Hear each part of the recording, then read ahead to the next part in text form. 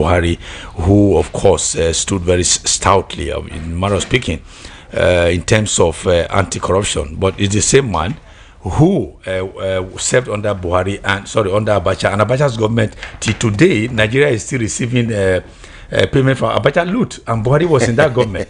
And then he now said that most of the politicians who actually served in Buhari's government, one of the worst, one of the most corrupt government in this country, are the ones that are not masquerading as ADC to rescue Nigeria from corruption. So that's why I said, so it's not about Obi at all. So some of you, he just made a very general statement. He has nothing to do.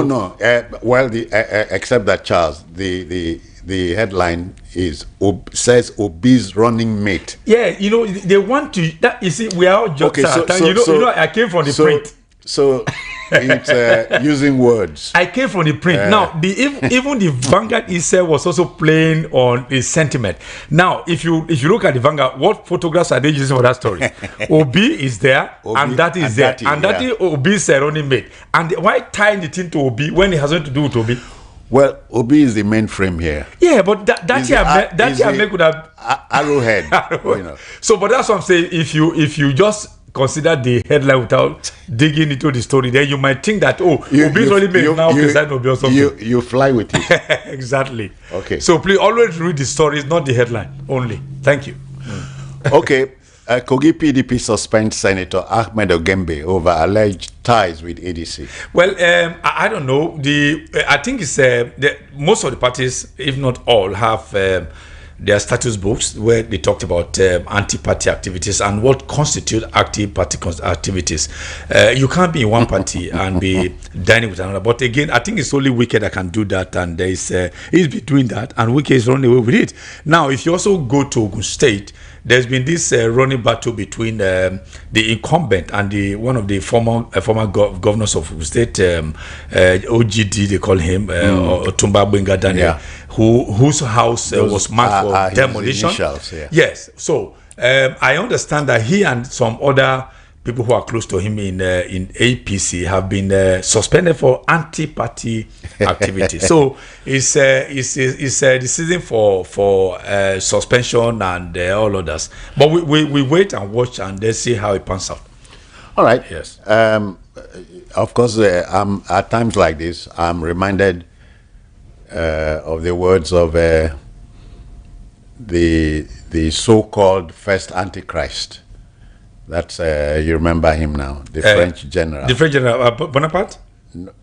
Bonaparte. Yeah, Bonaparte, yes. He said, in politics, if your enemy is making a mistake, don't interrupt him. Don't. Let him continue. If I help them to make more. And it's for your benefit. Oh, yeah. It's for your benefit. Okay, takes us to this one. Crisis. PDP won't go into gutter with Wike, Makinde. I think it's also surprising, which is why those people, particularly some of them who are listening to us now, when they fight over these politicians, you are just on your own. Only yesterday, in the matter of speaking, only yesterday, Wike, Makinde, Ugwuanyi, what's the name of the governor of Abia State, and Samuel Otom, were the big five. Remember the G5 parties that they were wearing Ashoebi and all that, dancing and all that. They were frolicking. But today, now look at Sheyi Makinde and his elsewhere friend in the G5, and they are now at daggers drawn. They are daggers drawn. The first German Chancellor, Otto von Bismarck, said, "Politics is not an exact science." Yeah, it is not. It's just the same way that our job, journalism, is also exact science, because there's a measure of creativity in it. No. Ours is we report stories. Sorry, what we see. What is in the news? Yes. Or what is happening? What is happening is what we report in the news. Yeah, exactly. So it's okay. I wish them well. And then those of you who are listening, please don't fight over politicians. Still talking politics, and this is crazy. Okay. Fresh crisis looms in PDP over zoning as South stakeholders dismiss Diri's meeting. That story also. I think they have three options. They are going to 3 options actually. Number one is, I think they are meeting in this weekend. They are meeting at in either Bauchi or Gombe or something. I think Bauchi. That the PDP, right? Yeah, PDP. Yes, they are meeting. The next meeting, 102nd net meeting, will also be happening maybe early next week, where they will also look at some of this. So, but I think there are three options on the cards for them. Number one is to zone the presidential ticket to the south.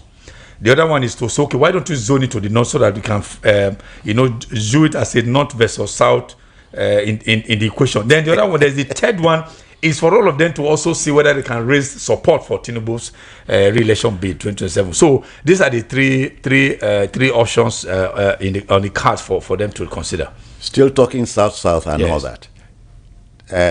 Tailor this to what you already know. Amechi won't get ADC ticket. His presidential bid dead on arrival. Wike.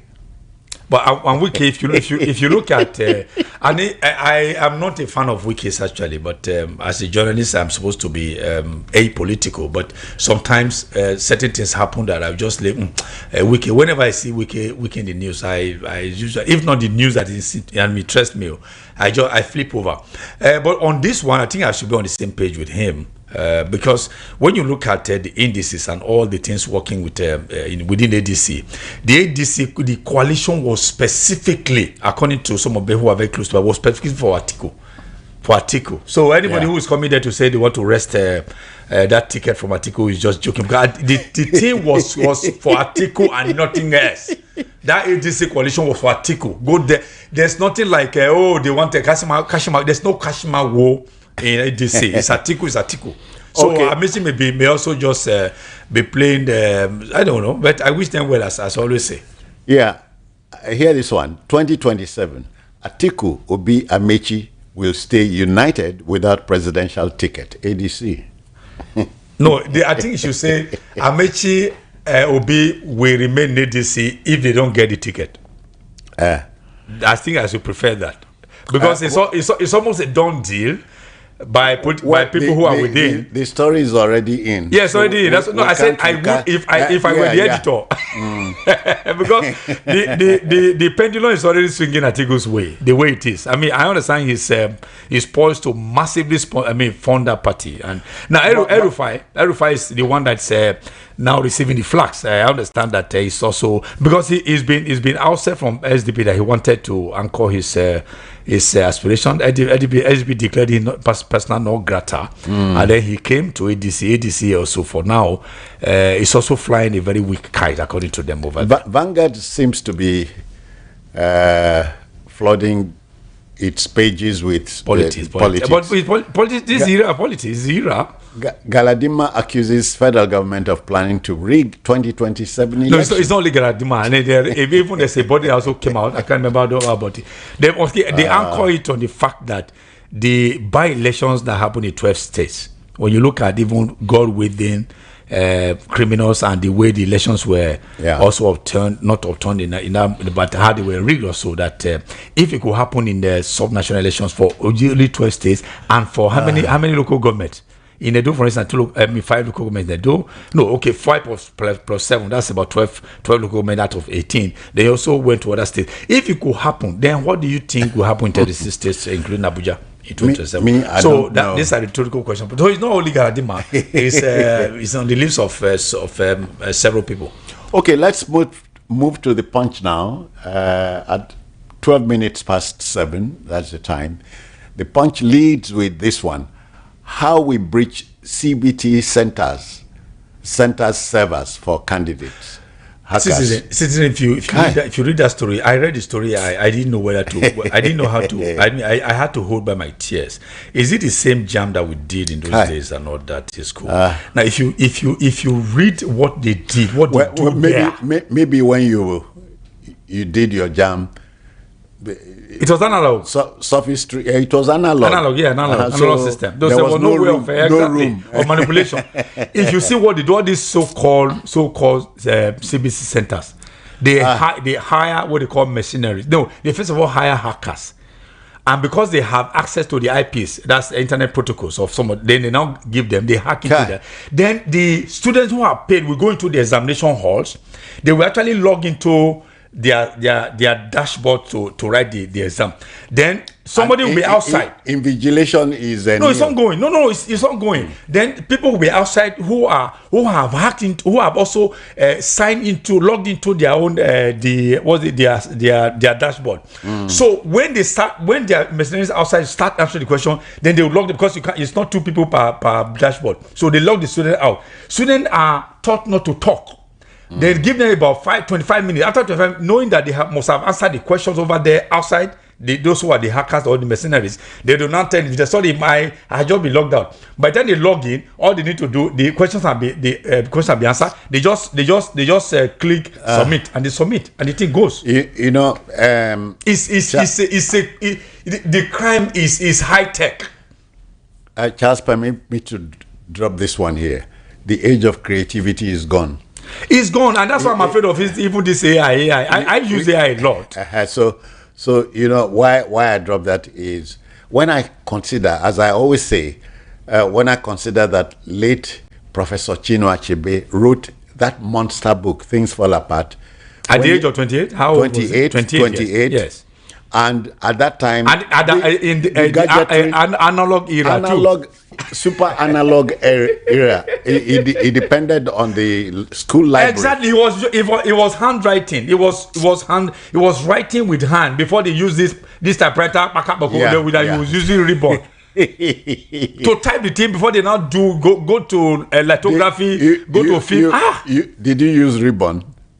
I met it a bit. It was IBM I met. I did. I met IBM before computers came. Yes. All right. So here this one. Vigilantes dragged me naked, threatened to dump my corpse in the bush. Core member Eloho. Yes, Agune Chamber. Agune Chamber has been doing before now. Jennifer Eloho. Yes.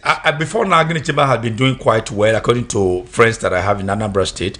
Better than the Operation Uchapu. Operation Uchapu was there during the military era. Operation Uchapu was there. Then they now came to the other one, Bakassi and all that. But Agune Chamber has been, for me, it's a very clean, it's a cleaner version of Uchapu. So, but for them to be delving into matters that have to do with people who are doing Yahoo, it is not supposed to be within their purview. To now go to people's homes and be breaking in. And these are coppers who were showing you their IDs and all that. Their corp members. Their corp members said no. That they understand they are doing Yahoo. We're not. And then before you know it, this girl was actually very, very outspoken. And they said they were going to. Of course. They said she had an information. Yes. Which they tended to halt. Yeah, to halt, exactly. So what they not? But I thankfully the Anambra State government has waded in. First, they arrested them, about 6 or 8 of them, and then they have. They should be arraigned. No, they are going to be arraigned. Yes, they'll be arraigned. They'll be arraigned. Charles, but you know the world is watching us. Yes, they'll be arraigned. Because coming not too long after the Kwam 1, Kwam 2, Kwam 5, the world is watching us. Watching in the 21st century exactly. Atmosphere. Exactly. Okay, another story here. Alaafin versus Oni. Monarchs under spell, say traditionally. But as they said they are doing. They've started doing cleansing to actually. But you see, I think it's needless. For instance, my place in Edo State. There's only one recognized traditional ruler who is ahead of above all, and the position is not contested. It's the Oba of Benin, and everybody defers to him. Now you cannot use the title Oba in any way in Benin, in any way in Edo State, sir. I'm building to something. Charles, I know that. I don't know they carry first again. No, we carry first for traditional matters. So the monarchy in Benin is in Edo. Just use Edo. In Edo, okay. Yes. Okay. I was building up to something. You like Edo? Yeah, I was building up to something. Yes. The monarchy there is an absolute one. Absolute. So yes. It has not changed. No, what I'm even saying. Yes. That it is well structured that you don't have to all this say or you say is supreme and all that. But you know, in the Yoruba mythology, we hear that the Batala? In those days, the Oni of Ife was like a prime Oba. Yes. The Alafin came later. Yes.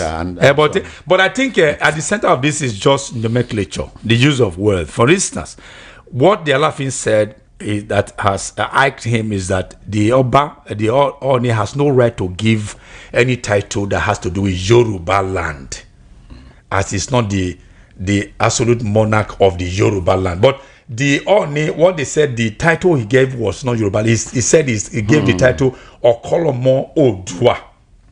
But it's not Okolomo of Yoruba land. So it's about Okonlomo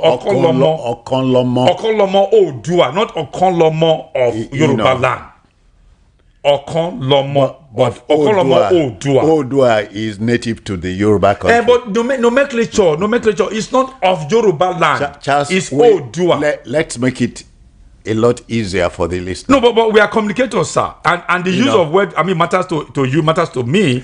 So, Charles, the listener must know that regarding the feud between the Alafin and the Oni, monarchs under spell. Traditionalists, that's what they are saying. But they are praying for them actually. They are doing spiritual cleansing and rest. That story in the Vanguard is replicated in the Punch here. Okay. ADC deceiving Nigerians, says Obi ex-running mate. Obi. I just tying everything to Obi. Now is his son. Now they said his son, and come on. They should. I think they should just let Obi be. That's me actually. Okay. Let us take another story here, very relevant. Tinubu's rewards spark fresh debate among ex-Falcons. Yes, they are saying that they also brought laurels to this country. But they also must know that this is about dispensational. The people these Falcons should be holding responsible the previous governments. If the government of Jonathan didn't think of rewarding them $100,000, and then the other one, Buhari, did not think, and this one is doing it in his own time. Tinubu is doing it's not supposed to be done in retrospect. It is in his own time. Especially when we consider that in 1980, taking you back over 40 years. Green Eagles then. Green Eagles of yore. Yes. Brought the first AFCON title. AFCON, exactly. And they were promised all sorts of things. Houses and 504 Pujo and all that. Houses in this same Festac. Yes. Festac of then was look and see. You know, people came from all parts of the country. I remember as a boy, I came to spend holiday in Ajegule. But I insisted on seeing Festac. I saw the hotel 77. What do you call that hotel? There's a hotel there. Doba Hotel. No, it was not Doba. It was called something else. Some 77.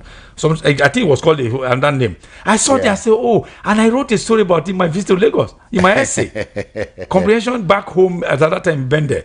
But look at the festival. But again, okay, will the Green Eagles now be accusing Tinubu now to say if, for instance, a story about Green Eagle, will they now be saying that Tinubu should reward them? It's about dispensation. The current government is doing this in its time. So they should their attention should be jet towards. Should be focused on the society. The previous government, what they didn't do. Okay, here this one, crazy one. Concerns mount over 25% paternity fraud report. It's very messy. Has to do with the DNA thing. It's very messy. For instance, they said every four family or every four children to be were tested, one of them is likely not to be. The paternity is in question. But I asked myself, as an African man, as an Edo man, a very traditionalist to the core, would I even if somebody goes today behind me to go and say that my son, that is not my son, I would say, after training this boy, my friend, this one is my son. In Africa, come on, it's a bit somebody born for somebody that time, but it's very messy. Women what happens to the chastity of marriage? What happens to fidelity? Some of these things, come on, women. There was a lady that said whether she was joking that she loved the boyfriend so much that the day she was going to get married, that week of her marriage, she was going to sleep with that boy, so that she wants to carry that she wants her child, if it's a boy, to carry everything about it. I say it doesn't matter because he wants something to remind her of their relationship in those days. Charles, Come on. may I tell you a story Please. perhaps I may have shared with you before but forgotten. Yeah. You remember the film The Good, the Bad, the Ugly? The ugly, yes. The actor producer Clint Eastwood. Clint Eastwood, yes. I remember that. He attended a marriage seminar, and when the speaker talked about marriages being made in heaven, Okay. he said, "So also were thunder and lightning. They were made in heaven." But you think it was an African when they say thunder and lightning with fire. Oh God! But women and men, all of us. Let's feel, there's something about marriage that even if you must do outside, but do not let it end in any pregnancy or something. Please, your state is in the news here again. The right one. Doctor arrested over woman's death during cesarean section in Edo. Why not remove Edo from there? It is already in the story. No, be me writer. Okay, pass. I don't know. I missed that story. I missed it. This morning So when I was reading. why would a pregnant woman elect to undergo the section? Okay. Now let me, because it's cheaper. Now let me tell you another story I also read. I can't recall where that happened. Do you know what happened, citizen? Now a man took his wife to one center, medical center they call it. Now the nurses met there and one doctor, they said they were operating on the woman. Listen to this, and watching YouTube of the bit by bit. The processes of cesarean section. They were watching it on YouTube. They would say, do this, they would tear. They would do, and the woman eventually died.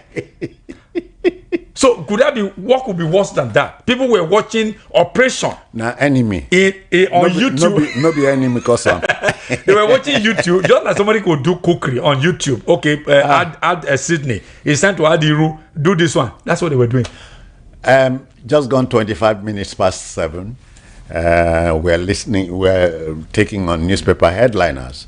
Another story from the Punch before I pass over is this one in the Punch. Kai. Okay, I saw it on the CNN. Many tourists die in New York bus crash. Yes, I think it's a particularly Indian, Chinese, and Filipinos. They went for the tourists. Bus shaped like a train coach. Yes. They actually went to the border, between America and is it called Niagara Falls? They actually went. It was when they were returning to New York City that they said the bus skidded, hit the median, and then tumbled, and then before you know it went to a ditch, and then 1, 2, 3, 4. How many people died? But mostly of Filipino, Chinese, and Indian nationals that they lost their life there. But may their soul rest in peace. Okay. And there also those families whose victims or who have victims in that accident. I also pray for the 40 to bear the losses. Okay. Yes. All right. We'll move to the Daily Post now. The Daily Post leads with this one. Politics. Peter Obi Atiku, major threat to Tinubu. PDP should wait till 2031. This is Okai. Not Edo Ohio. Not our Victor Ohio. No. This one had no H. A socio-political activist, Austin Okai. But this one not Okai, not Okai. I'm not sure saying that I don't name, so they don't tie it to my So I not tie anything to your. I'm dealing with stories waiting for newspapers. But I think what this man said should not be thrown away with a wave of the hand. You may say, ADC no, because if you consider the vote of Atiku and that of Obi in 2023, combined together, I say almost 14 million votes. You understand? And then these two people are now in the coalition.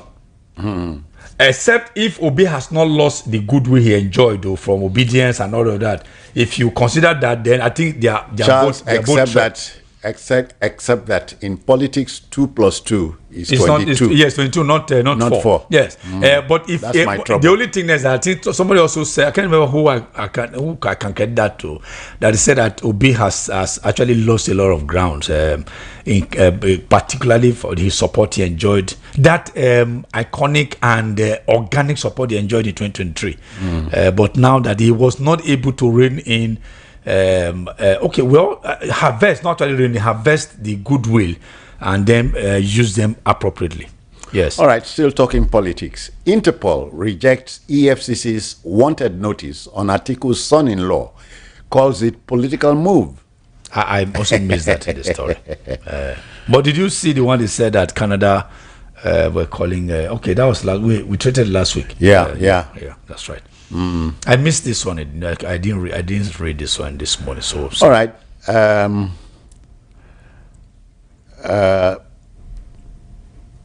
Malumfashi killings. Tinubu vows to hunt down perpetrators. Yeah, I hope so. Even the one in I think yes, we need to. But the one in Benue said that he ordered that the military top brass to be there and to hunt them down, arrest. But no arrests have been made. Killings are, I understand, ongoing in Benue as we speak. So where are we? 2027, hear this. I will run with Peter Obi, Dati Baba Ahmed. What? But I understand that will be the reason why he has not fully joined the ADC is because of this goodwill I mentioned. Most of the people who are his supporters, so I have read, are saying that they do not want him they don't want him to have it to do with Atiku and the ADC. Remain in Labour, or you lose us. Maybe that's why that is still because that is still is still with Labour. So that's why that is thinking that they are going to run together. All right. Daily Post still has that story. 2027 ADC deceiving Nigerians. Dati Baba Ahmed. A recurring story. Yeah. Nigerian government warns against fake cowbell milk in circulation. Is it only cowbell? Don't let me mention brand. It's a certain brand my wife will buy a lot. Recently, I just saw the taste changed. So we went to the place where the shopping complex told them. They say, not only also that they have removed them from the shelf. Then we started on that one again. That one too.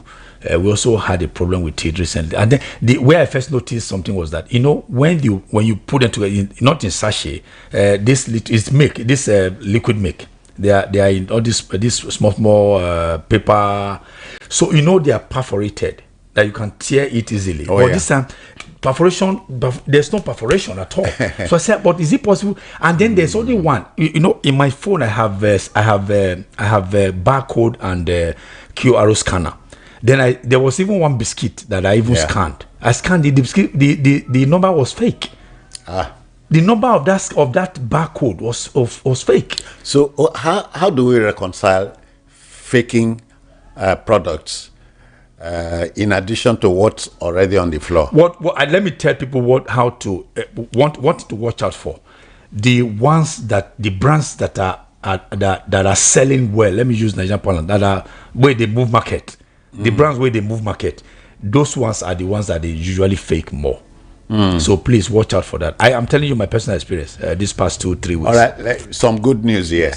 Federal government, states, local government share 2 trillion naira in July. More money coming for the states. So tells you when they say my country is poor. Charles, I don't always buy it. I watched a documentary, but that we have a knack for messing things up. Yes. But I hope everything works well. I hope, but you see, we are actually not poor, because do you know that only recently that Uganda, they just discovered the gold deposit there that I think large that we take them for 6,000. Is it 6,000, 60,000 years? Uganda. So it's Africa.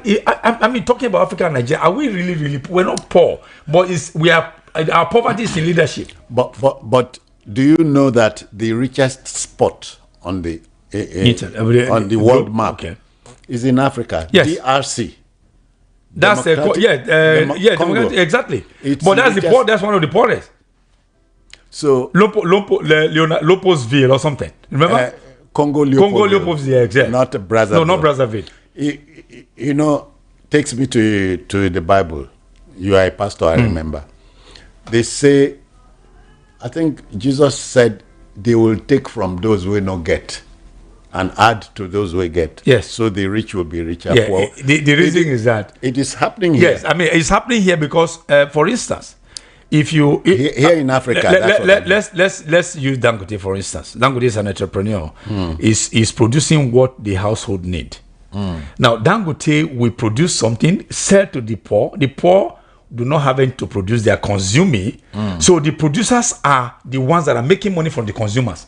As long as we are consuming and not producing, just like Nigeria, we will remain poor. Now those who are producing are those ones that will keep becoming. Look at Dangote today, is the richest man in Africa because he is producing, selling to the poor, and the poor is not producing but consuming and taking from them. I think that's the best way I can analyze that. Oh yeah, when you drop the ball, yes, you go lose the. You go lose exactly. Yes. Okay, let's move to another paper here. The Daily Trust, the lead story: aftermath of by-elections heightens fears for 2027. Yeah, that was the story I told you about. I can't remember this. The name of the body is there. It's also they did a post-mortem of the by-elections. I said, well, if it could happen in 12 states, just not even sub-national. I think it's even sub-national elections. If it could happen, and then you look at the massive rigging, then what does it portend for 2027?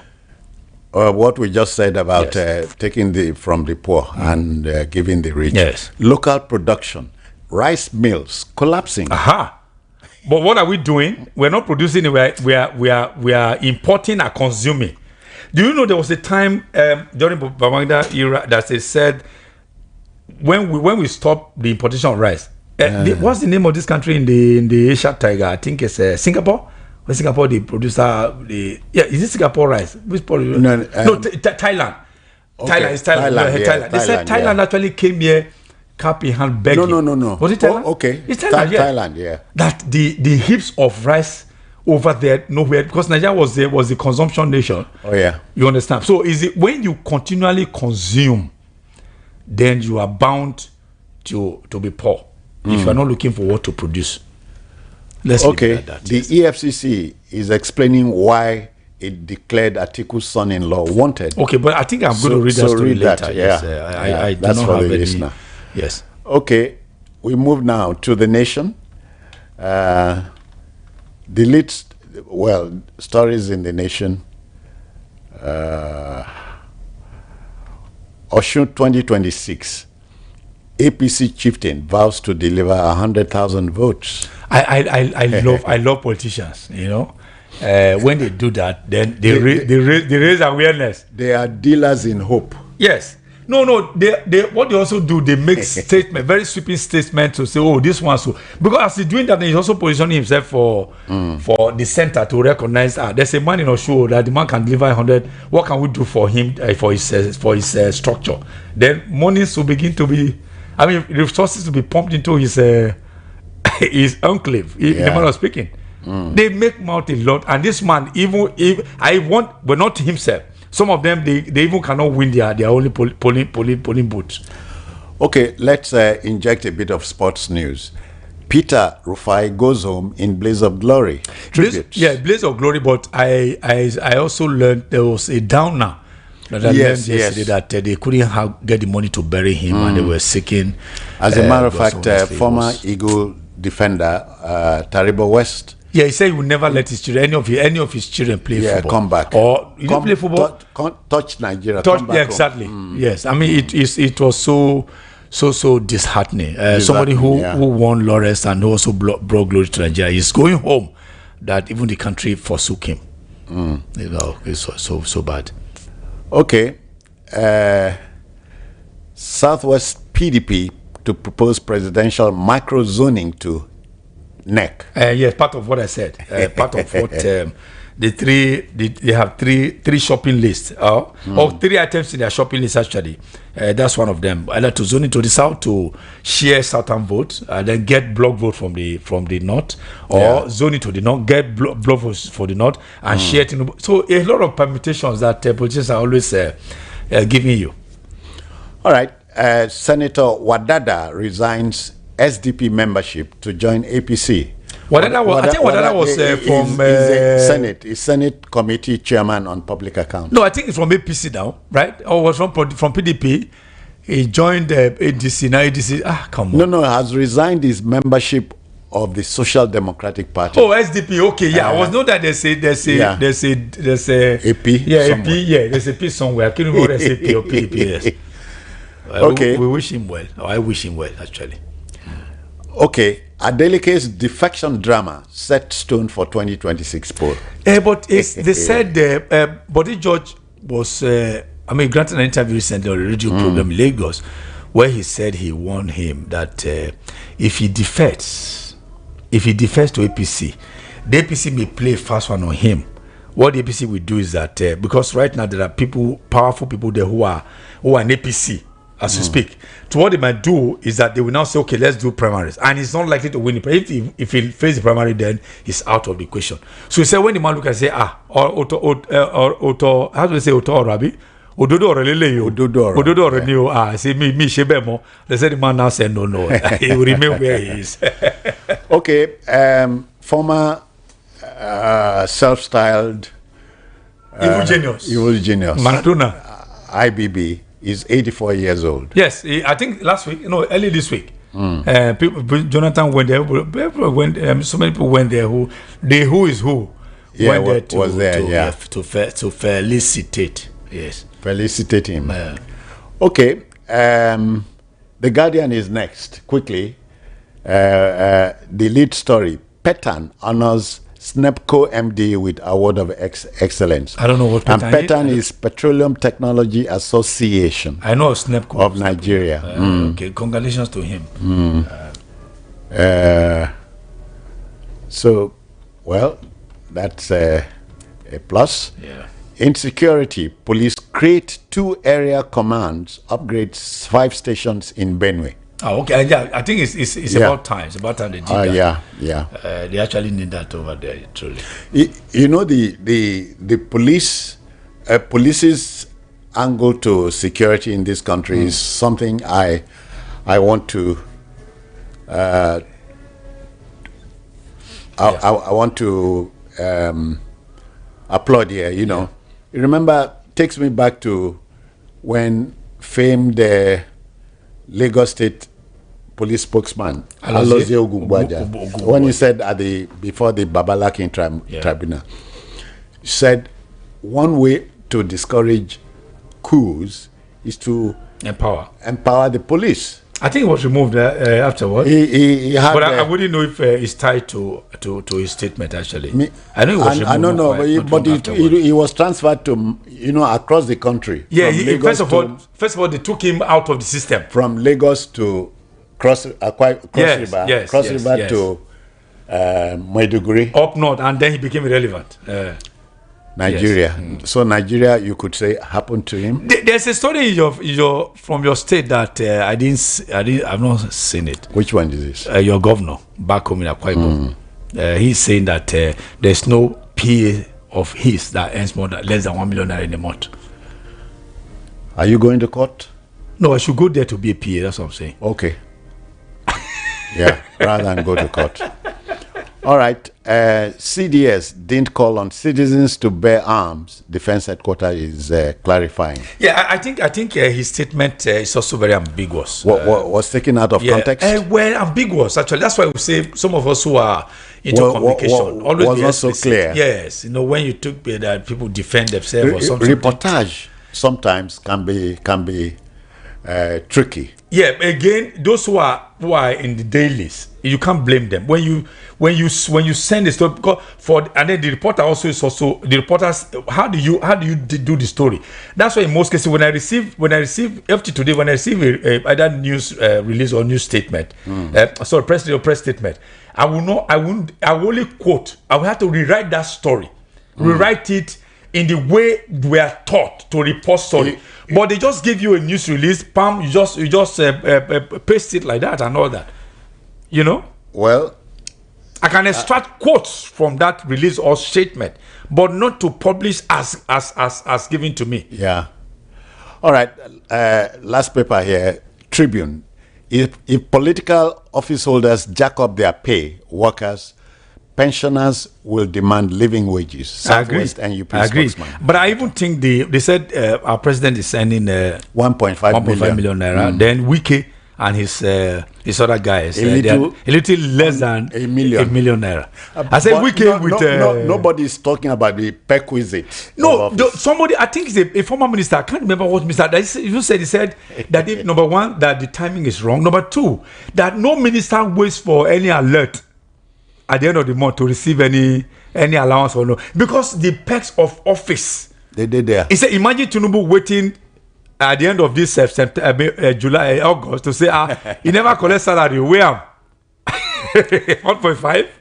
All right, folks, we are done with the stories in the papers, at least the many papers that came to our stable.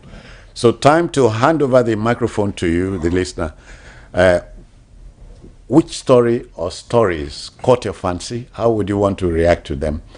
Let's go. The line is open. Let's get you talking. 0803-692-9933. We have a first listener here. Good morning to you. Good morning to you, Jones. Yeah, welcome. Mr. Charles. Good morning. Good morning to you. Wishing you a lovely weekend. Okay. Yes, this thing is on the statement read to Dr.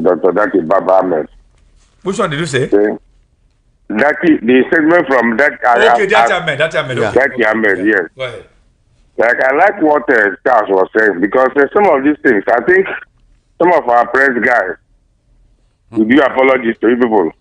They misrepresent some of these facts, because that statement may not be the way it is presented. Because if you are talking about that, it's like the kind of discouragement to Nigerians, because if the coalition begin to have this kind of statements from their angle, means that Nigerians may be losing hope, because these are arguments. The people in government, we can't afford to have them again. That's just the truth. All right. Except that our advice here from this end is for you to get a copy of the paper and read That's the why we just do as these I things. did. Yes. Read the story. Thank you. Okay. But you know, many of us will see the headline and run with it. Yeah, exactly. Every morning I wake up at about 4. Thank you very much.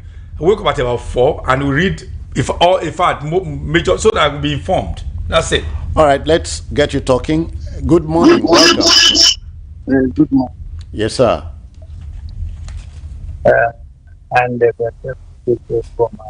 I beg, you are using bedroom voice. Come to Please, the parlor. Come. Speak up. Okay.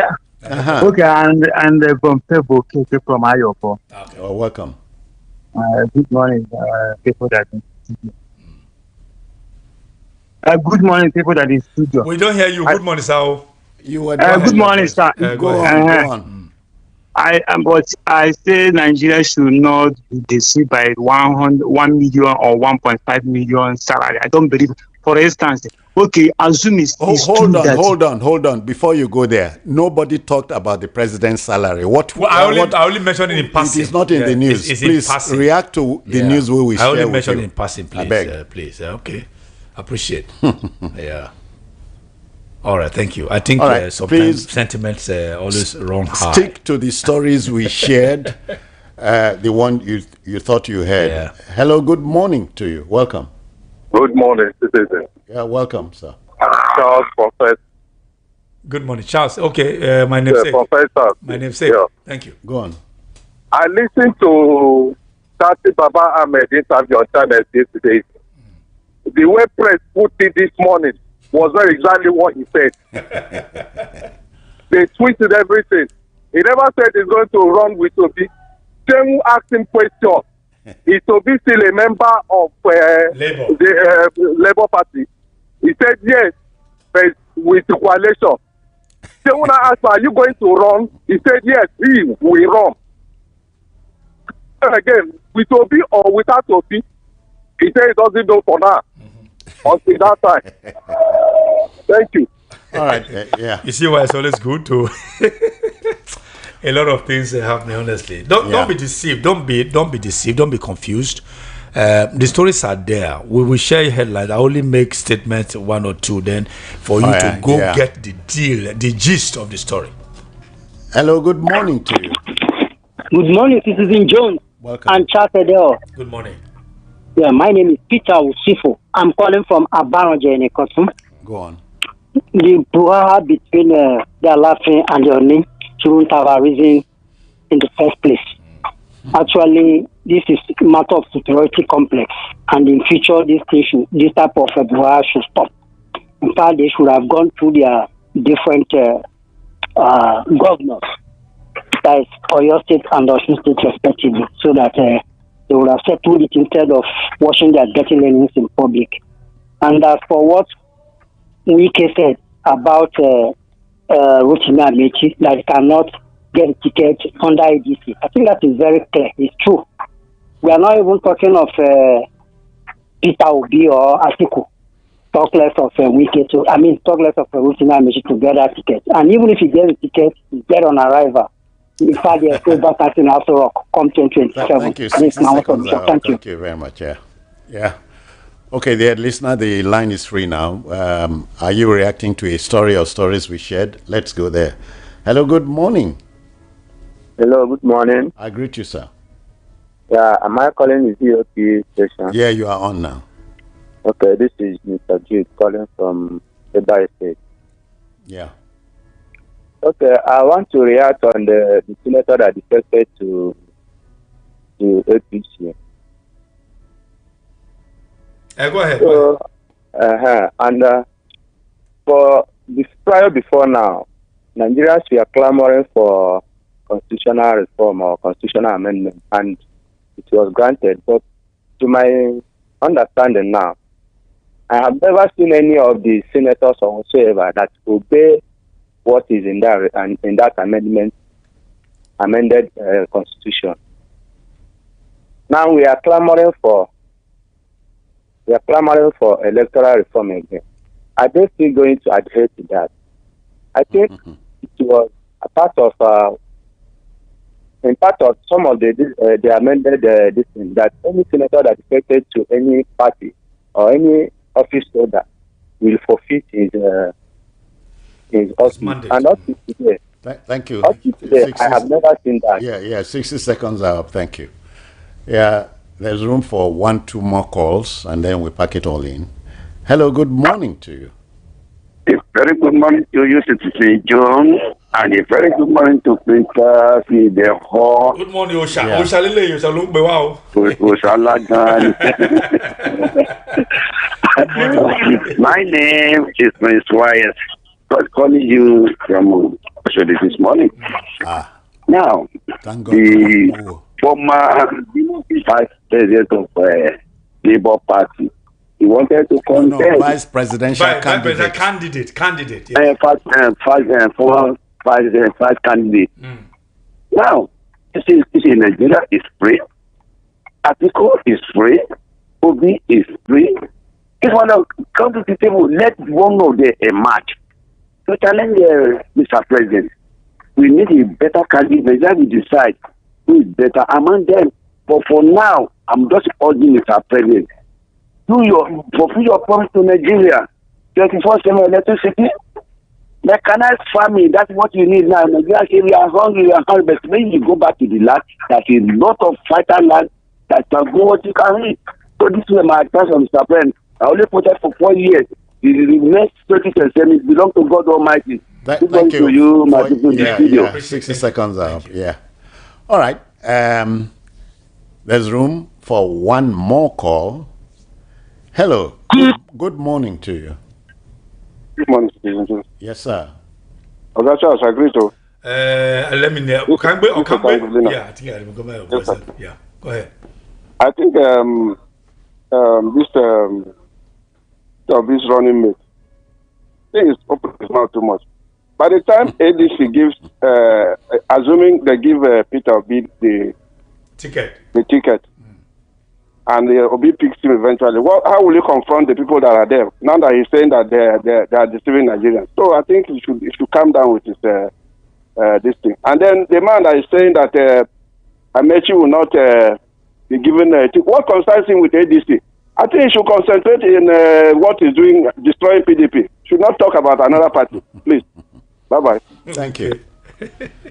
Love you all. There's freedom of association. Yes, yeah, exactly. In addition to freedom of expression. Yeah. We married the two. Yes. But let me quickly say this, that I also learned that one of the reasons why Oshun and Oyo were separated was also part of, okay, you have another. Yeah, okay, yeah. Let me see. A listener is here. Good morning to you. Good morning, Citizen Zone. I greet you, sir. Good morning, Ciao. Good morning to you. Ọ̀rọ̀ Nàìjíríà máa fún wa báyìí o. Ó ti fẹ́ sún wa báyìí, ó ti fẹ́ sún wa. Wàláì gaskiya ne magana yanzu ya tattare ba. All the people your time they go because I'm timing you. I just want to greet you and I also say well done what you're doing, Mr. Chasa. Thank you. My name is Global Man, Polyglot. Oh, Global Man. Okay. Yes, the Polyglot. Okay, Global Man. Thank you. Oh, the same Global Man? The Polyglot. Oh, okay. Thank you. I appreciate it. Yeah, I think he traced me here. Yeah, thank you. Then. This guy speaks 7 Nigerian languages in equal proficiency. He speak ABBO. Yes. I brought him to my studio. 7 languages, and the things that the man never left. His Idoma, Igede. He speaks Igede, speaks Idoma, speaks T, speaks ABBO, speaks Igbo, speaks Yoruba, speaks 7. Yeah, so that's why he calls himself Global Man. All right. Yeah, so I was saying something about Oshun Oyo. The reason why it was done was also because of the Salafi issue of who is the traditional ruler. So they separated them. But today we are still having time is tight. Let me thank you again for another. Thank you. Thank you. 5-star performance. Okay. Next week we're in business. Thank you. Yeah, thank you. All right, folks, we are done. Our next show is 5 minutes away at 8 o'clock.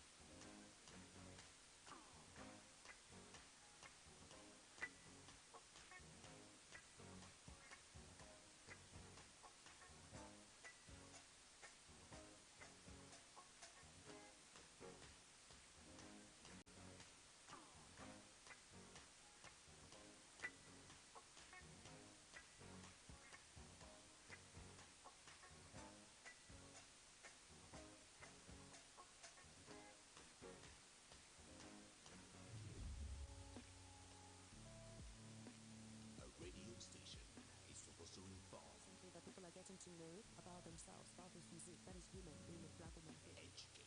So what you need to do now is go to www. And also entertain you. Chapter systems are offline. Number 1 for today's hits and all-time favorites. This is Voice of the People. But wait a minute. When it's time to speak your mind, where do you go? Don't go too far. Here at Voice of the People Radio, VOP 90.3 FM, we give you a voice.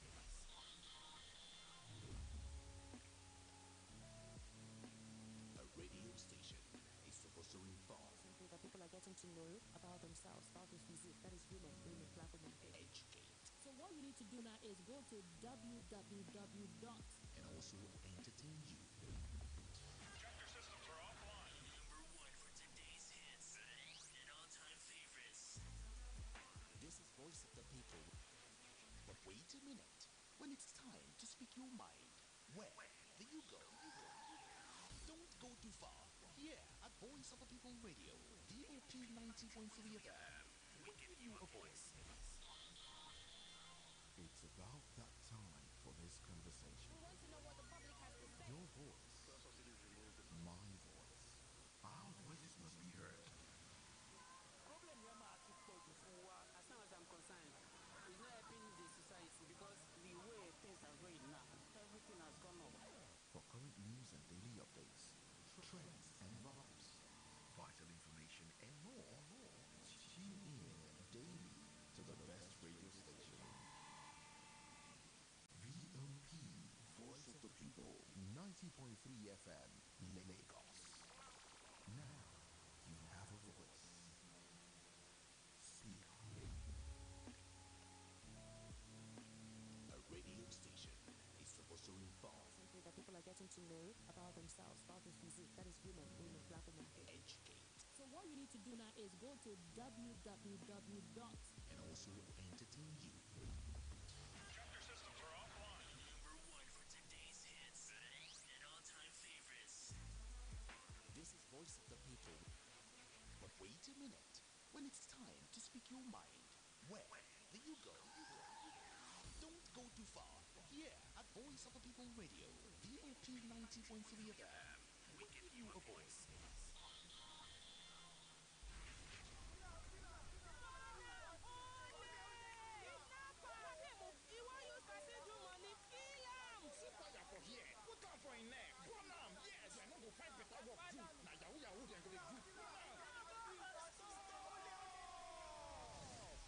That person where you won't born, if it dey innocent, no go carry person blood put for your head. Jungle justice no good at all. Stop am. You will light the fire. You not get hurt.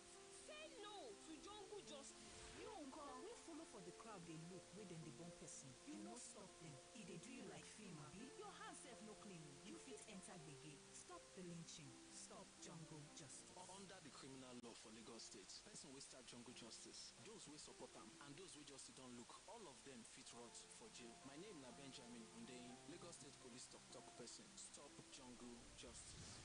This message now from Lagos State Police Command and VOP 90.3 FM.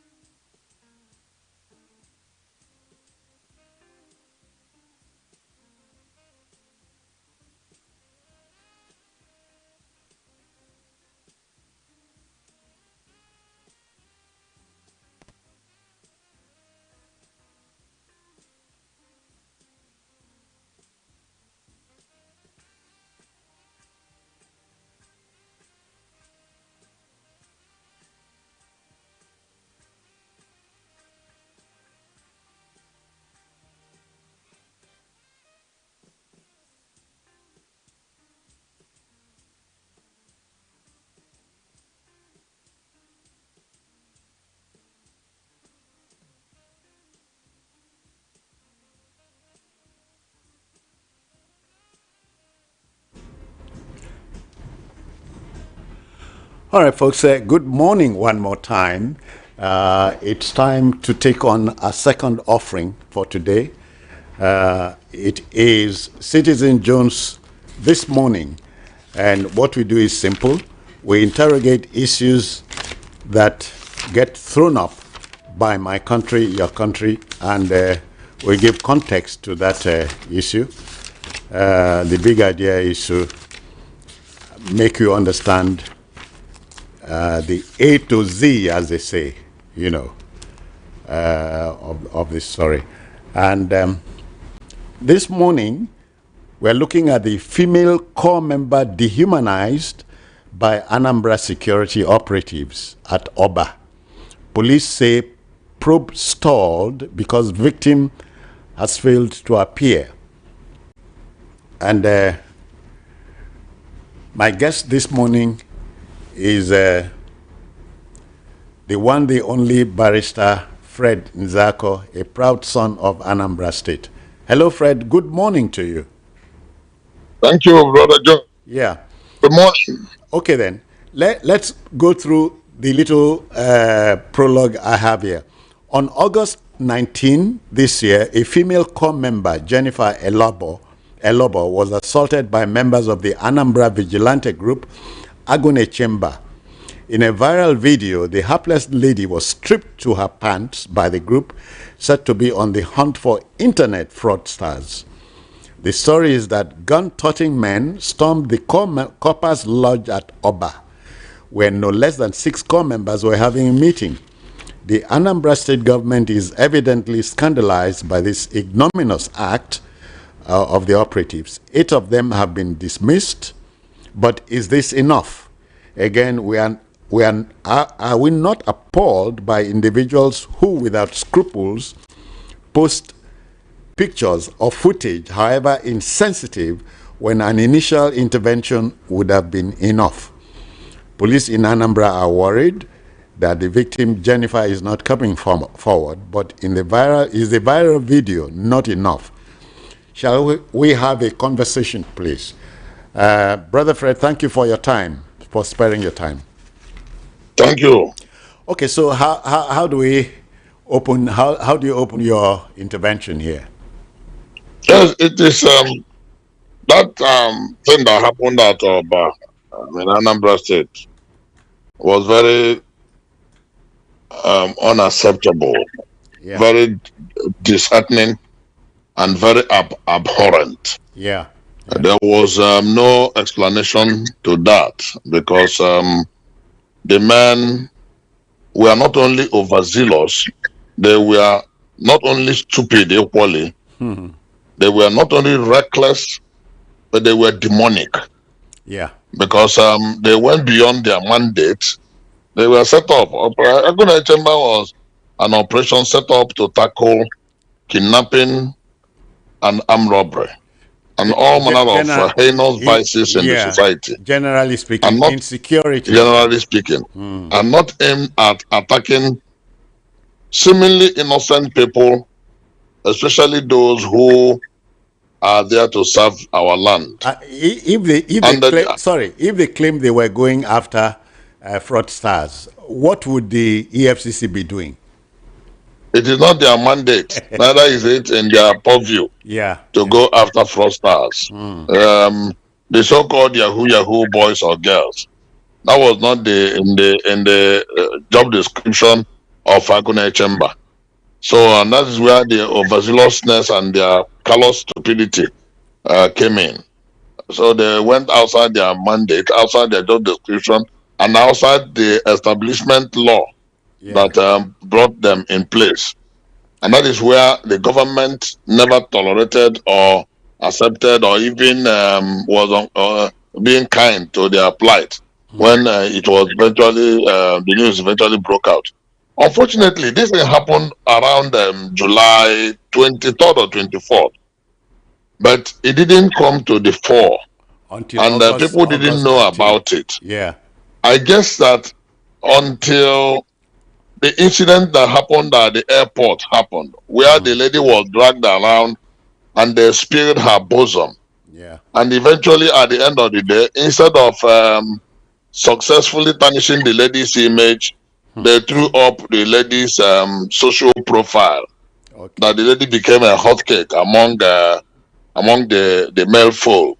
Yeah, I think that must have given this comfort law the comfort to come forward. Jennifer, sorry. That was what I'm giving Jennifer law the comfort to come forward and then bring up her own ordeal. Yeah, That flabbergasted the entire people that watched that scenario. It was a very disheartening scenario, and it was a very good thing that the government took a swift action to arraign the people. I mean, to parade the people, show their faces as faces of ignominy, and handed them over to the police for prosecution. And there were some insinuations in some quarters that the government officials, the leaders of the agency, were hiding these men or trying to sweep the incidents under the carpet. But what really happened was that it never came to the fore. It never came to the knowledge of the leaders of the state, nor leaders of the security outfit. Until But the the very 19th. moment it came to their attention, that was when the video went viral. Yeah. And the lady was able to have the courage, whoever that released that video, whether it is one of the core members or whether it was the lady herself or whoever that released that video, possibly would have been encouraged to do so after the experience of the airport to show that there was really nothing to be shameful about. Rather, that the shame should be on those who perpetrated the crime. Yeah. Because it was a very terrible crime against Jennifer. All right. And then people now saluted their courage, her courage to get that video released, so that the commensurate punishment and sanction could be meted on those criminals who were in masquerading as security officials. Okay, Brother Fred, my reaction to the release of the video is having to do with decency now. Okay, you know, many TV stations will give a warning. Images we are about to see may contain scenes that are unfit for human. You understand what I mean? Yes, yes. Now, a caveat. They usually give a caveat before they use such scene. But how do yes. How do you react to people who would rather find it, easy and very worth their while to release photographs, even when an initial help should have done? But what I'm saying, for instance, is an accident is breaking before you, and rather than help with the initial, you understand what the picture I'm trying to paint? Yes, Jones. It's a terrible thing. What has happened is that with the increasing utilization of technology, especially digital technology, the discretionary capacity of the citizen is gradually waning, declining. And that is why people are quick to be the first to report any incidents without even considering the impact, the social, moral, and personal impact it will have on the individual so affected. And the rush is for me to be the one to be the first to break the news. Yeah. The era of content creation, everything now is subsumed under the euphoria or the frenzy of content creation. Yeah. Otherwise, what one expected that yes, it was good to make that video because that was an evidence of the maltreatment the lady received. Yeah.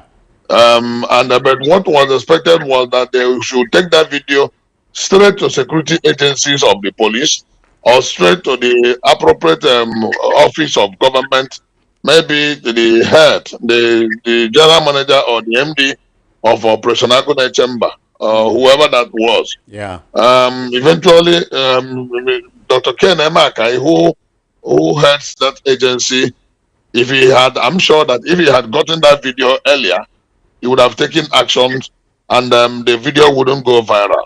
So I think it was reprehensible to, in a bid to either punish the man or even get even with the lady, because we don't know the motive of the fellow who released the video to the public. If the motive was to punish those men, I guess, and I believe that the video should be released to government or to security agencies and not to the public. Yeah. Because the public own is to just feed on the nakedness of the poor lady and then shout aloud, even though the loud shout will eventually attract security actions by agencies of government, appropriate actions. But the same appropriate action would have been taken if that video was not released to the public. So the whole essence of releasing the video to the public was not right, not good at all. They did not consider the social impact it will have, the psychological impact it will have on the lady. And And it was a very reckless act. Again, it is an age of indiscretion, which is a very worrisome trend in our public space. Might I backtrack with a little? You remember in the days of late President Muhammadu Buhari in power, if you remember. Yes. He is the Minister of Information, Alhaji Lai Mohammed, floated the idea of regulating the social media. You understand? Yes. You know, in China, that regulation is on. So, yes, when you consider that, don't you think, because indiscretion is becoming second nature here, that a regulation should be in place? Well, the type of regulation that Alhaji Mohammed and the government of Muhammad Buhari had in mind was different from the issues of social indiscretion. They were only having in mind the issues that had to do with political criticism of their bad governance that Nigerians were complaining about. So they didn't come with good faith. They say he who goes to equity should come with clean hands. They did not approach equity with clean hands, and that was why equity did not come to their aid. Their desire then to ban social media was not because they wanted a more upright and a more moral society, or to redirect the level of indiscretion and make the people more discretionary and more patriotic. Rather, they were only trying to hide the terrible corruption in their government, the terrible bad administration, and that people were crying against and criticizing. So they were not right. They were completely wrong to seek to ban social media, because that remained, as at that time, the only hope of the people to express their grievances and their criticisms of government. Recall that as at that time, the government was using National Broadcasting Commission to clamp down on mainstream media and frustrate them from broadcasting things that they've considered offensive to the government, offensive in quote. And they were also using some other media and some other opportunities, like the anti-corruption agencies, the FCC, the ICPC, the SSS especially, to clamp down on media organizations that dared to criticize the terrible bad actions of their government. So I think that the similarity should be made different. If we try to regulate social media because we want our people to be more discretionary, then it's a different thing than trying to regulate social media because we want to shut them up from criticizing government and expressing their frustration in government activities. All right. Barrister Nzako, let me tell you that in our business, just like in your business, there are ethics. And one of the four major functions of the media is gatekeeping, which perhaps you might call filtering. You know, you determine what comes in and what goes out. You understand what I mean? Yes. But you know, these things happening in my country, your country, the world outside is watching and listening. Yes, the world is a global village, and we cannot be in isolation of what is happening in the rest of the world. And we cannot, the same way they are seeing the bad governance experience of the people, the same way they are seeing the massive corruption in government, the same way they are seeing the loans that the government are taking and not applying to the development of the country, the same way they are seeing how the resources of the country are being promoted and stolen, even by non-state actors. So there's nothing hidden under the sun. So this is not the only one that is bringing down the name of Nigeria. As a matter of fact, it happens all around the world. When things like this happen, you can't hide it, because somehow humanity is the same, and there is always lesson to be learned from one action or the other for those who want to learn the lessons. And those who don't want to learn the lessons, they can continue to live in their folly. Okay, then. There's what we call in this business citizen journalism. You have heard about it, where a citizen becomes a journalist, paying attention to the 4 W's and 1 H: where, when, who, why, and how. You understand? Yes. The key thing is whatever you are posting must be factual. If you get what I mean. Yes. So back to the Jennifer Lobo story. This is a lady, a Delta lady who was posted to Anambra for a 1-year service, and the security operatives messing her up. So what do you expect to happen to the 8 suspects? Well, what should happen to them has already started happening. Yeah. 1, they have been fished out.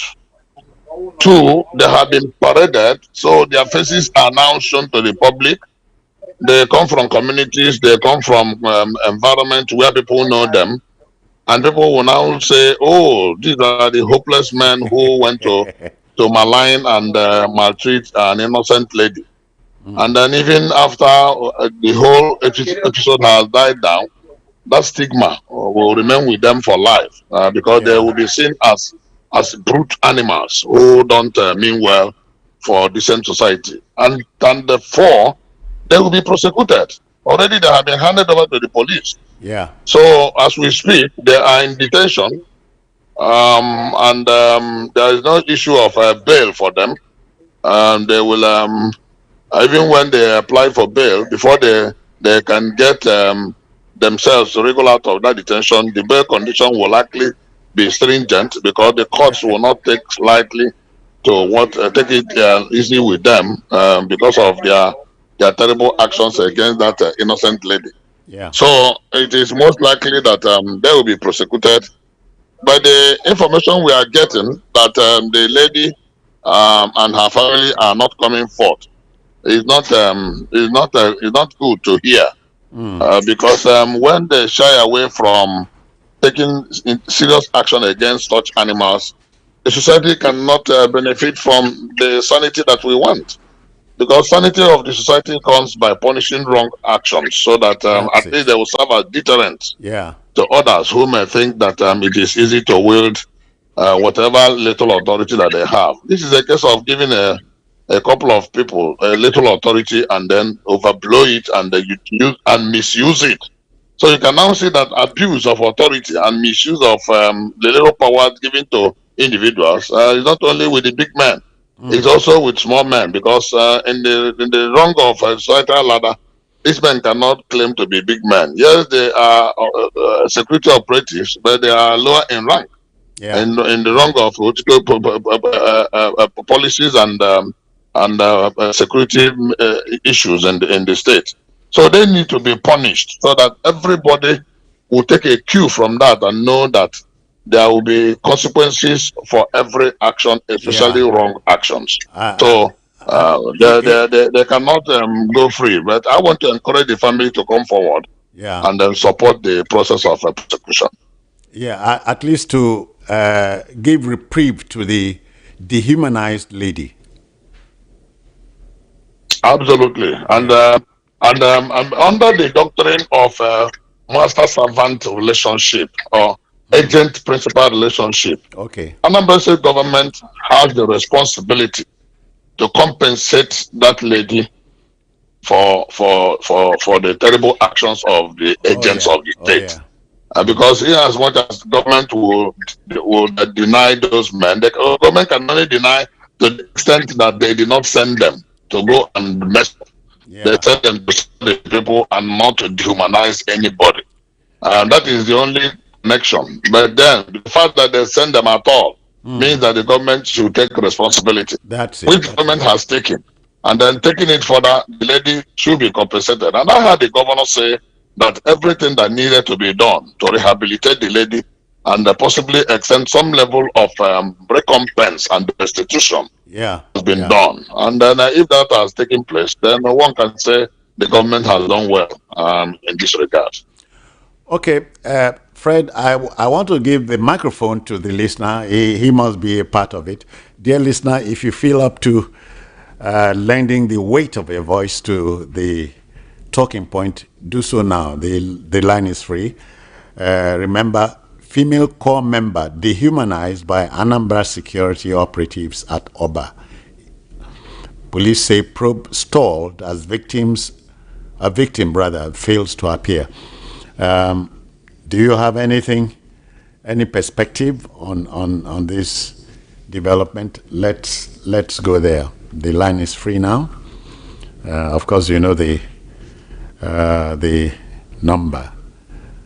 So, but let me help. Okay, a first listener is here. Good morning to you. Good morning, this is George. I greet you. Well done. Doing a great job. Good morning to you, I guess. Okay. The gentleman. Yeah. You see, what happened in the Anambra state is these things are coming up too many times. I don't know, because you were discussing with Charles from 1.2 just in a space of less than 2 months. Yeah. And it's becoming unbecoming, like Mbaliwe used to say, of the memory. Yeah, the aggravations of our this world. You see, this thing started coming up. I think since 2023, there has been a culture of impunity since after the election. People, they know how the election, how the people in power emerged, starting from the president, and people have now seen it as part of us. Impunity. Impunity is order of the day. And this thing has to stop, because we don't know the next person. And we don't know the level they are taking higher. Because I watched that video, but the thing was disgusting, actually, honestly speaking. Yeah. So let the authorities take adequate measures, severe measures, to curtail all these excesses. And when the head is rotten, I used to say it, I like the fact, it must slow down. So our political leaders are not doing well. And that is why people who are in the lower cadre are behaving as animals. That thing was disgraceful, disgusting. Thank you. For people to watch. So let measures be taken to correct this alone. Thank you. Have a blessed day. Yeah, many thanks too. So if you feel up to joining issues or raising new ones, let's do so. Hello, good morning to you. Good morning, Stephen Jones. Welcome. Good morning, Pastor Frank Zago. Stephen Jones, yeah. I, for one, I'm from Anambra State, so I want to take this particular issue that happened. I think those guys are supposed to be punished. They're supposed to be punished in the sense that they did a very, very wrong job. This is not what the government of Anambra State intended to do. So let all the people that, if they know, they should be published in national newspaper. Let government tackle this issue once upon so that we will not tarnish his image in the next election. Because I'm seeing that people that are working for the opposition. Thank you. Good morning. All right.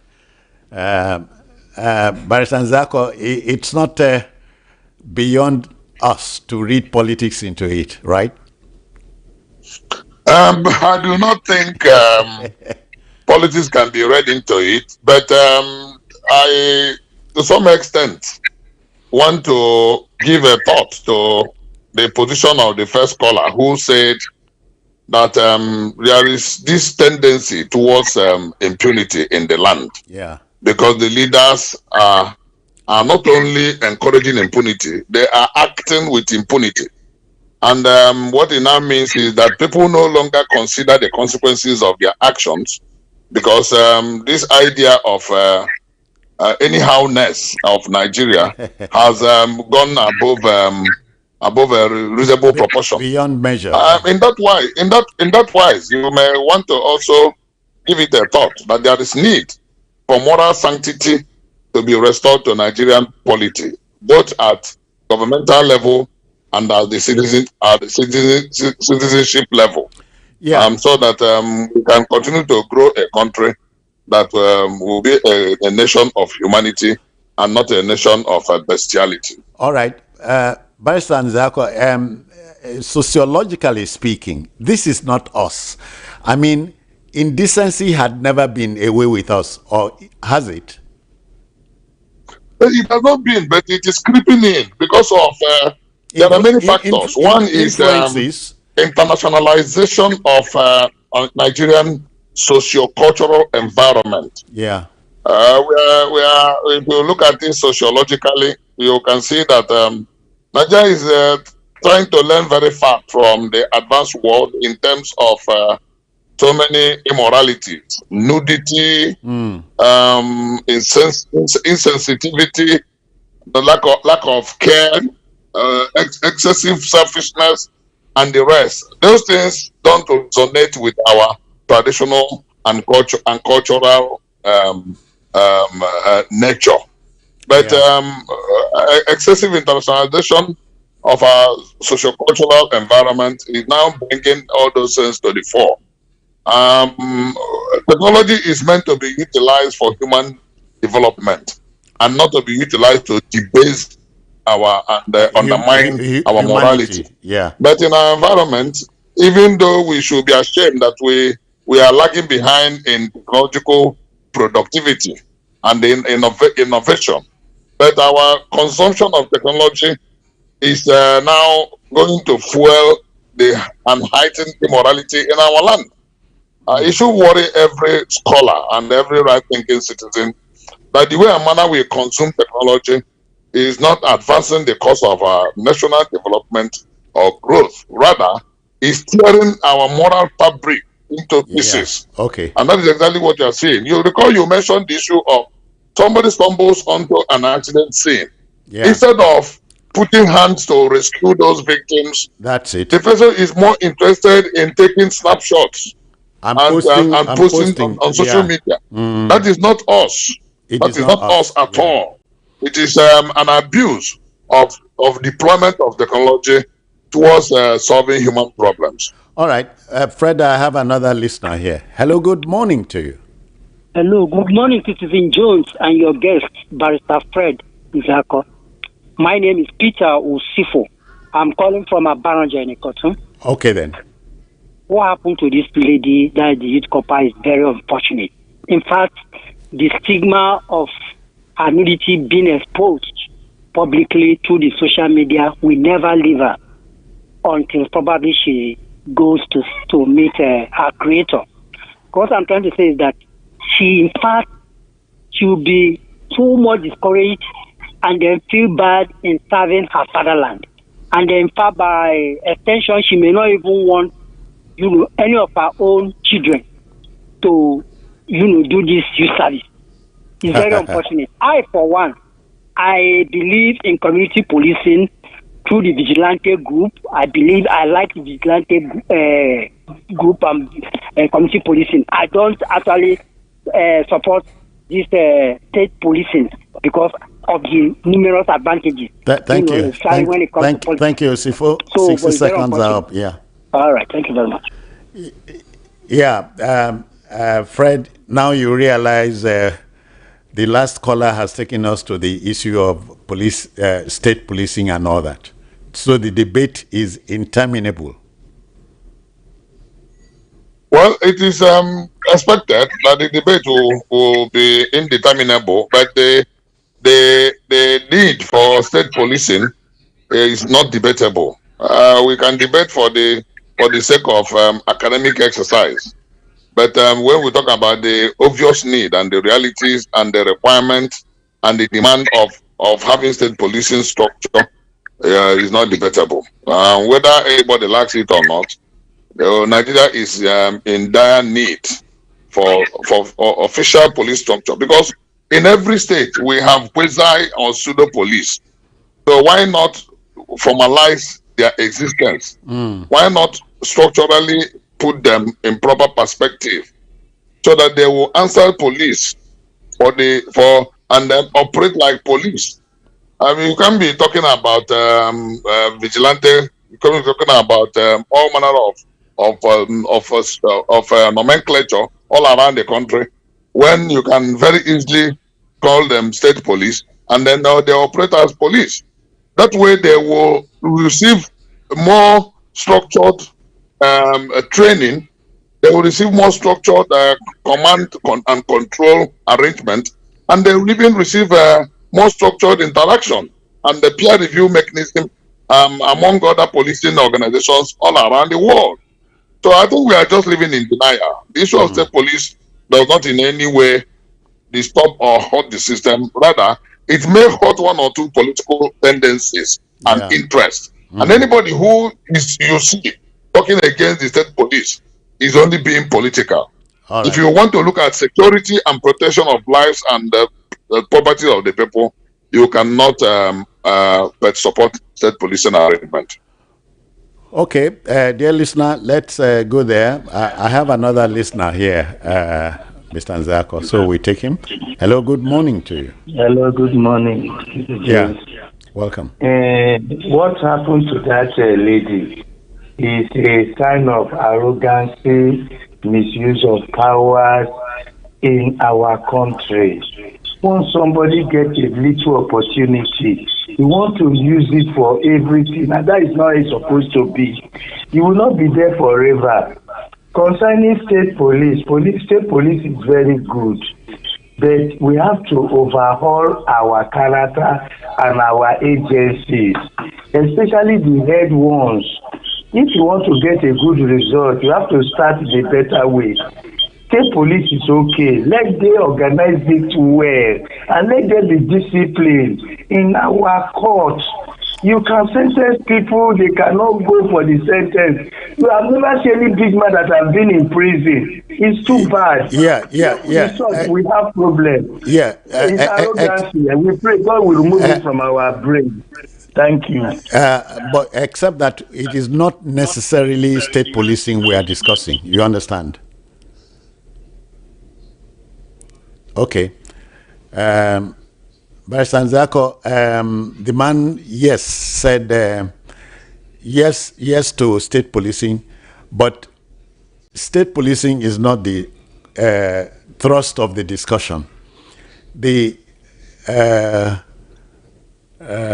dehumanization of the lady at Oba is what we are looking at.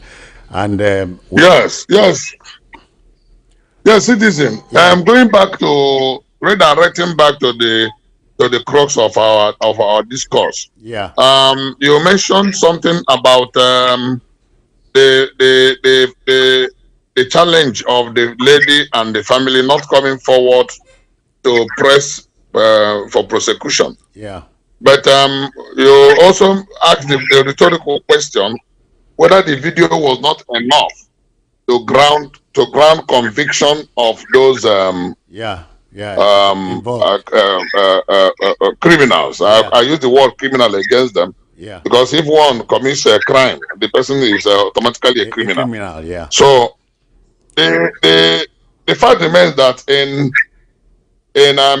criminal adjudication, the major thing that the court will rely on will be evidence. Okay. Brought before the court. Evidence brought before the court, and that is where that video is important. Yeah. But the only thing that the court needs to ascertain is the authenticity and the veracity of that video. Once it is confirmed that that video was not AI manipulated or doctored, and then it is proven that the thing actually happened, and that is why the family does not need to shy away. The colleagues of the lady do not need to shy away. They need to step forward. But if they are afraid for their lives, the state has the responsibility to give them protection by even shielding them, to give their testimony without showing their faces. The same way they are doing to the SSS officials who are testifying against Nnamdi Kanu in the High Court at Abuja, where you will only be hearing their voices, but you will not see their faces. If SSS officials who have capacity to hold gun and shoot as state security services officials, how much less individuals who don't have gun to defend themselves? So I think that such protection should be afforded the people, and you see them come forward. The lady herself may not be able to face media camera in court because of the shame that incident has brought to her. So she can, when she is protected, whereby she can cover her face, or speak behind a curtain, then she can come and talk. So that once that video is adopted and the incident is confirmed to have taken place, the court will look for no further evidence than to hand down sentencing, appropriate sentencing against those people who committed crime. Okay, dear listener, let's have you. I have one here. Good morning to you. Wow. Good morning, sir. I greet you, sir. Yeah, I want to welcome another man in place of Olowe, a very, very strategic man, actually. Blessed his soul. And I believe Barrister will do justice. So what we are saying concerning this issue is that I've been having experiences with all these security outfits. Maybe because of their training, they arrogate too much power to themselves. They don't know their bounds. And all these things need to be addressed, really. I had an altercation somewhere. I went to report in the school of my children. And the way this security performed was not really the best. Sorry. So what? Sorry, 60 seconds are here, but we got you first time. Thank you. Thank you. Thank you. Yeah. Barrister Nzako, the caller now just touched on another important element in the whole thing. When a state sets up a vigilante group, the issue of proper training cannot be ruled out. You understand? Yes, that is why we keep asking that we have a police, state police. Okay. Because they will now have structured training. They will have progression. It will become a career, organization where people can now join the force, make their career, rise along the rank, and then retire. Vigilante is more like an ad hoc thing. There's no career vigilante. That is why it is populated by people who either they don't have job, or they have fallen from their former businesses, or they have had a mishap or the other, that they now find the vigilante business as the only way out. And some of them may even want to have some local protection for themselves. Maybe they will be giving some gun. There was an incident that happened in one community where a vigilante official used the gun given to him to shoot somebody who had an issue with him. They had a problem the previous day. He now met the guy at a burial ceremony and then told him, I'll be looking for you. Before the guy could say Jack Robinson, he shot him dead. There on the spot. Yeah. So you can now see that people have different reasons why they join the vigilante group. But because it is an ad hoc thing, there's a free entry and free exit. But if we have a structured police, state police, you do away with all these ad hoc arrangements. And then you have a well-structured arrangement where you will now have the people and give them training, retraining continuously as they go up in rank. Yeah. But vigilante, you can train the man today. Tomorrow he leaves the organization because there is no prospect of growth. There's no prospect of promotion. There is nothing that you can look up to in the future. Okay, you are doing vigilante. The next 10 years, where will you be in the next 10 years? You remain on the same level. Yeah. The next 20 years, you are doing vigilante. You remain on the same level. So there is no reasonable human being who will be attracted to join such organization. So that is why we are talking about incidences of state structure. So that state policing structure, so that there will be training and there will be formal organization where people will take responsibility for their actions and not this kind of ad hoc anyhowness that we are seeing in the land. All right, thank you, Barrister Fred. Let's the listener is eager to join issues, raise new ones. Good morning to you. Good morning. I greet you. Please, my name is Igidi. I'm calling from Ago. Welcome. what actually happened. You understand? We were told that they went there with government forces. That's a joint task force with Agone Chamber. So why are they only exposing the vigilantes? What about the people that led them to that operation? Again, the governor is claiming that the lady doesn't want to come out. But I heard the lady's voice from the voice of people's radio. I think yesterday evening. That was even when I knew that this incident has happened in July, not even August. Yeah. Then, if somebody has aired out what actually transpired, why are they now saying that the lady don't want to come out? Me, I'm suspecting a foul play because when you want to carry out a full investigation in Nigeria, the power that be intends to cover it up. They should allow the lady to express everything that happened so that they will know how to minimize it in future. So that's the only thing I have to say. We should actually look into how the excesses of these vigilantes they are creating. And you could remember that Agone Chamber was used in this last by elections also. So the government. Okay. Thank you. Yeah, Vice Nzako, that's another slant to it. Agone Chamber will not be involved in any election in any way, manner, or form. Okay. They are not the only local security outfit. They are just like any other vigilante group or state security outfit that like, operates in any other part of the country. Fred, when there was election, governorship election in Edo State, all the local vigilante, they were all asked to stand out, not to be part of the election. We have this is just a one-off election.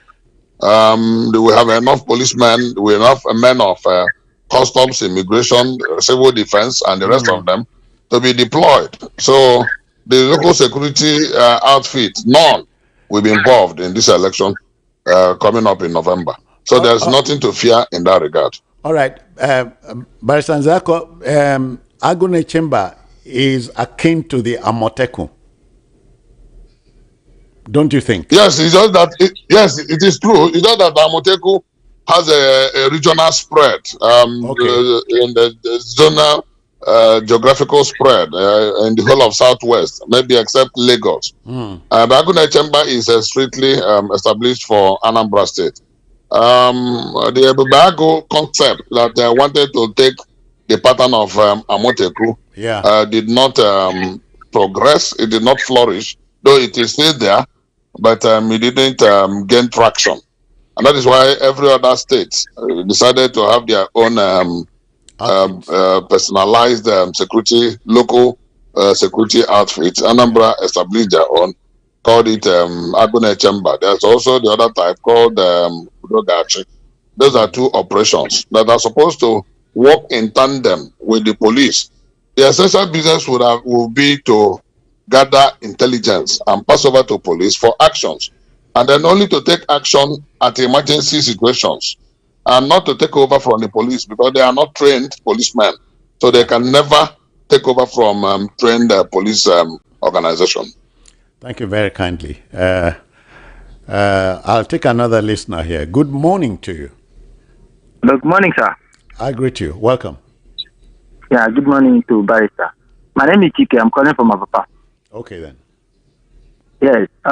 You see, the issue of that training to vigilantes is very, very important. And that leads to the reason why I want to ask Barrister, what kind of power did the governor of the state have to just decide, make a decision to recruit people to carry gun and enforce laws? Because I think that if policemen were the people who went to go and make that arrest, I don't think that girl will be stripped off of her clothes. So if governors have power to recruit gunmen to protect the state, why have Benue and Plateau governors have refused to do the same thing to secure their state? Thank you. Yeah. Fred. Well, the governor has limited power to equip. Don't forget that even individuals can own certain caliber of a gun, mainly den gun or pump action, and not beyond that level. But you get your license from the police. License, you can own the pump action at home. Yeah. So if you can own pump action at home, you can own pump action as a collective organization that will secure a particular community. You can own them gun. You can own those rifles that are allowed to be owned or to be handled by private citizens that are not security operatives. Now, the governor is on paper, on record, said to be the chief security officer of the state. But when it comes to the nitty-gritty of securing the people, you find out that the governor is really in practice, not the chief security officer, because all the agencies of security operation are not answerable to the governor. None. Apart from the vigilantes that they establish, the police, the civil defense, the SSS, the Navy, the Air Force, the Army, and all of them, the military intelligence, they are all answerable to the federal government, to the president and commander-in-chief of the armed forces. So the governor, when something's happen, his hands will be tied. He won't be able to do anything. If you ask why the governor of Benue State has not been able to establish a semblance of Agune Chamber, there is such establishment in Benue. I don't know the name they call their own, but they have it. There is no state in Nigeria. I repeat, there is no state in Nigeria that does not have local vigilante established by the state to protect the lives and properties of the people and to synergize with the police, gather intelligence, and then pass over the intelligence to the police for police action. And that is why when we say that the local vigilante are men on ground, they know the nooks and crannies of the state, and then they know the people in their various communities. They are in the very best positions to know and gather intelligence that will be relevant to nipping any insecurity situation in the board and frustrating criminals from taking to crime. And that is why, if they are now organized in a formal structure of state police, we believe that the policing will be better enhanced and the security of life and property of the people will be very, very much improved. So they have that in Benue, but the Benue own is not enough, because the marauders that come to attack Benue, they come with highly sophisticated ammunition beyond the capacity of the local vigilante, and thereby making them not only powerless, but even a threat unto themselves. Yeah, and they strike without warning, mostly. Of course, they strike because it's like a guerrilla warfare. Okay. That they strike without warning and then cause a lot of havoc and mayhem. What is left for the government is to find out who is sponsoring them. Okay. Because there is a new, or rather, there is a scholarly revelation that Benue, being the food basket of the nation, that some people who want to advance the cause of genetically modified organisms, GMO, right? Yeah, Fred, are you there?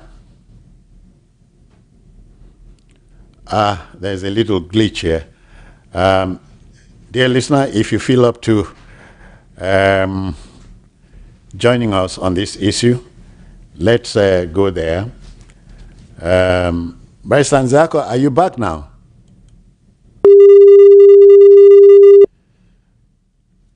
Okay, let me take a listener here. Okay. Hello. Yeah, good morning to you. Okay, Joseph, it's me. I just left you, Charles. Okay, Charles. Yeah, well, listening. The one aspect I just want Fred to weigh on is the aspect of the failure or the refusal of the girl and the family to come forward. But I don't think that in itself is any substance at all, because when you look at the girl and her personality, she's serving the nation. So as we speak, even in the local panel, they will call government Pekin, somebody who is undergoing the National Youth Service Corps. If anything happens to that, the case should be against this Agune Chamber versus the federal government. They don't need the lady or the parents to come to press charges. It's the federal government that's supposed to press charges, because within 1 year, some of us will all serve. Within 1 year, you are a property of the federal government. So if they say they're not coming out because of that, they will not press charges there. I think it's something that's standing the whole thing on his head. Thank the federal you. government should be the one to. I mean, it's vessel the federal government. That's the aspect I want Fred to look at. Thank you. Thank you. Yeah. Barsanzako, are you there now? Yeah, let me very quickly address that. Yes, the last caller was correct. Yeah. But there's what we call prosecution witness in court. The lady and the other youth corpers will be principal prosecution witnesses. The federal government, yes, should play. Oh dear, I think there's a glitch again. Fred, if you are hearing me, we're having problems at this end.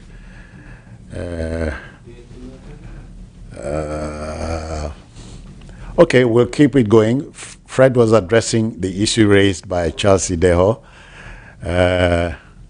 regarding the federal government's involvement in this matter. Oh dear. But as we make to take this home now, we can paraphrase what we had been saying since 8 o'clock.